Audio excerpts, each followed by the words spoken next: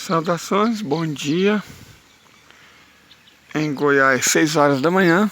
E vamos aproveitar essa manhã calma, fresca, deve estar fazendo 19 graus, 20 graus, para falar sobre socialismo industrial eurasiano, como nós havíamos prometido ontem. Primeiro, o conceito não é meu, ele é utilizado por vários economistas, por exemplo, russos, certo? Mas não apenas. O que significa ele? Bom, primeiro, não sei, na verdade eu sei. Ele não seria classificado como socialista pelos nossos irmãos trotskistas, os stalinistas mais empedernidos, né? Os maoístas mais ferozes também não chamariam de socialismo, mas é um socialismo. Por quê? Porque se a gente for pensar no socialismo clássico, qual que é a principal característica dele, do socialismo clássico? É o controle dos meios de produção por parte do Estado. E isso a gente encontra nesses países que praticam o socialismo industrial, certo? Por exemplo, a Rússia, mas também o Vietnã, correto? Cazaquistão. Vamos lá, Bielorrússia. Qual que é a ideia-chave aqui do processo? Vamos considerar a Rússia como exemplo. A Rússia é um país que tem como principal fonte de riqueza os hidrocarbonetos, certo? As empresas que controlam os hidrocarbonetos, que extraem os hidrocarbonetos, que processam, são essencialmente estatais. E mesmo as que não são estatais, têm participação ativa do Estado, certo? A Yukos, a Rosneft, então, Gazprom, todas essas empresas ou são estatais ou são controladas direta ou indiretamente pelo Estado. E o Estado interviu nelas. A retomada da Yukos, para mim, é um momento clássico da construção do socialismo industrial, certo? Naquele país. Peraí, gente, só um momentinho, porque além de falar, eu estou pescando, né? É um horário bom, incrivelmente. Vamos lá. Bom, continuando. Ok. Agora, outra coisa. De quem que é a propriedade das terras na maior parte da Rússia? É o Estado. O Estado é proprietário das terras, certo? As florestas são do Estado, os recursos minerais são do Estado. A pesquisa científica está na mão do Estado, a produção de armas, estatal. A produção metalúrgica grossa é do Estado, as maiores mineradoras, estatais. As hidrelétricas, na sua maior parte, estatais. Então, o Estado russo controla virtualmente todos os meios de produção, ou pelo menos os meios de produção de importância crítica para a Rússia. Agora, quem são os donos dos supermercados, das redes de farmácia, de fast food? Bom, isso não é o Estado. E a Iugoslávia mostrou que não precisa ser o Estado. Entenderam? Não precisa, não tem necessidade de ser o Estado. Correto? Então ela não controla. E essa é uma característica do socialismo industrial. O Estado não precisa ser dono de rede de supermercado, embora ele possa ser dono de uma.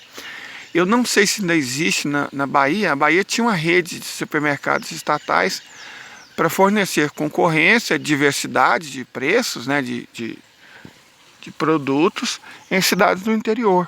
Eu não sei se ainda existe, mas existia. É um exemplo interessante no qual o Estado pode ser dono de uma rede de supermercados, por exemplo, para controlar preços, tipo na Sibéria. Eu não sei se isso existe na Rússia. Eu já visitei a Rússia 2 vezes, mas eu não conheço a Rússia. Não posso falar que sou expert em Rússia a esse ponto. Mas isso seria uma situação em que se justificaria o Estado ser dono de uma rede de supermercados, por exemplo, ou de farmácia, qualquer coisa crítica. Talvez até exista na Rússia. Mas a questão não é essa. A questão é o que é realmente importante para a economia russa: ciência, educação, tecnologia, produção de armas, a indústria pesada, a indústria mecânica pesada, né, de controle crítico, energia, combustíveis, mineração, madeira, terras. E isso é de controle do Estado. Quero te mostrar para vocês. Não sei se vocês estão percebendo aí, mas tem um peixe. Olha lá, ó. tem um peixe beliscando a isca, só que ele não tá levando. Certo? Se ele levar, vocês verão. Tá só lá, enchendo o saco. Vamos ver, né? Quem sabe? Se for um peixe que compensa, uma hora ela arrasta aquela boia. Bom, voltando. Então a gente pode considerar isso um tipo de socialismo. O grosso da saúde, cada vez mais, é de controle estatal na Rússia. Parte importante da habitação também é de controle estatal na Rússia. A infraestrutura é de controle estatal na Rússia. A educação é de controle estatal na Rússia. E aí, eu falo educação nos seus entes federados todos. A Rússia tem um sistema de entes federados muito complexo. Você tem o equivalente a distrito, a município, aquilo que os americanos chamam de departamento, né? Condado, departamentos são os argentinos, condado. E aí você tem os estados, né? Os estados têm variados graus de autonomia. Você tem as repúblicas autônomas. Então, cada um deles é dono também de suas próprias empresas estatais e de controle estatal. Podemos dizer que a Rússia, a Federação Russa, é um exemplo bastante interessante de socialismo industrial. E vai se tornar mais socialista porque compreenderam que no momento de guerra, no momento de crise, a coisa com a qual você menos pode contar é com a iniciativa privada. E menos ainda se ela estiver em mãos de estrangeiro. Esse é um ponto muito importante. Socialismo industrial parte do pressuposto da autonomia. E aí eu não estou falando só da autonomia federal, da autonomia do Estado Central, não. Você não pode contar, repito, reitero, o Mao Zedong deixou isso claro, Deng Xiaoping deixou isso muito claro, Xi Jinping, num grande discurso, deixou isso claro. Os chineses têm claro isso. Por quê? Na hora do pega para capar, não conte com a iniciativa privada.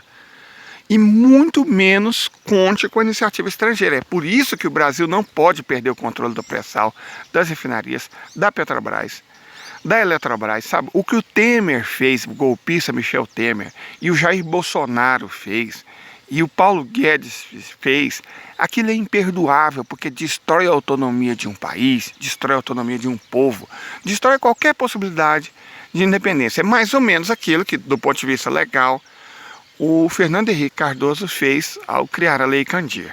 Certo? A Lei Candir é uma excrescência. Certo? Num país razoavelmente sério, o Fernando Henrique Cardoso teria sido preso logo após deixar o governo. Como eu espero que aconteça com o Jair Messias Bolsonaro. Como deveria ter acontecido de fato com o Michel Temer. Vocês são traidores. São pessoas que operam contra o país e contra o povo. No Estado industrial isso não aconteceria, porque os interesses do país e do povo estão em primeiro lugar. Espero que vocês tenham compreendido o conceito de autonomia, certo? E isso vale inclusive para os entes federados russos. Um município do interior não pode ficar contando com a capital, ele tem que ter suas próprias empresas estatais, por menores que sejam. Uma cidade grande não pode depender de uma empresa estatal para transporte público, então ele tem que ter uma empresa estatal de transporte público. Certo? É isso. Essa é a ideia do socialismo industrial. É uma coisa parecida com o que havia na Iugoslávia, sob Josip Broz Tito. Perfeito? Qualquer dúvida, qualquer questionamento, gente, eu estou aqui, no momento pescando, mas sempre disposto a trocar ideias com as pessoas que assistem esse canal. Lembrando, se inscrevam, compartilhem e eu vou lançar uma vaquinha porque eu preciso de uma mesa de computador. Eu não tenho, como eu disse, eu improviso uma escrivaninha e para mim usar o equipamento que eu ganhei, eu realmente preciso de uma mesa de computador. Então, quem quiser doar, o Pix eu deixo aí embaixo, tá certo? De toda forma, tenha um ótimo dia e quem sabe eu vou ter sorte nessa pescaria aqui. Até!